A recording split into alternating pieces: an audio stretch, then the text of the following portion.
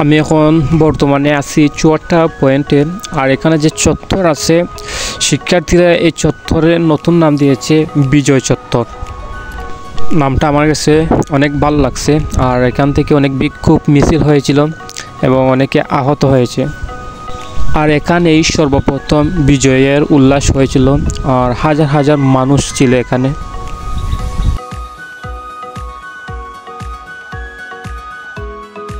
আর এখানে শিক্ষার্থীরা খুব আস্থার সাথে তাদের ট্রাফিকের দায়িত্ব পালন করছে এবং অনেক স্বেচ্ছাসেবী কর্মী আছে যারা সকাল থেকে সন্ধ্যা পর্যন্ত কাজ করে যাচ্ছে।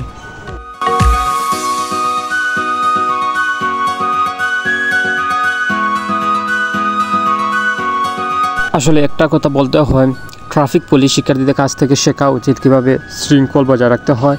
আর এখানে যতটুকু দেখতে পাচ্ছেন যে খুবই শৃঙ্খল, কোনো যানজটের সমস্যা নেই। পূর্বে আমি এমন দৃশ্য আগে কখনো দেখিনি।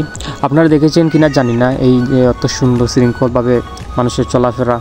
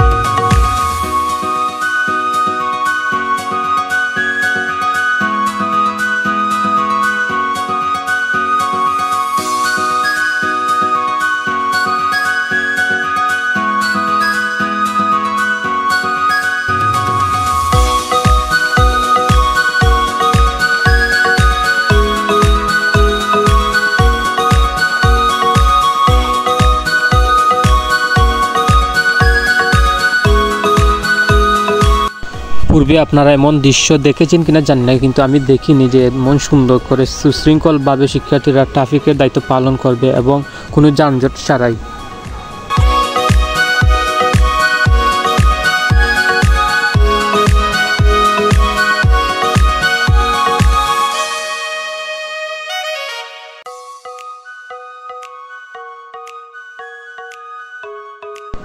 এখন থেকে আমরা সারা সিলেটকে নতুন রূপে দেখতে পারবো। শুধু সিলেট নয়, সারা বাংলাদেশকেই আমরা নতুন রূপে দেখতে পারবো। এই যে শিক্ষার্থীরা দেয়ালে দেয়ালে ছবি আঁকছে শহীদদের স্মরণে।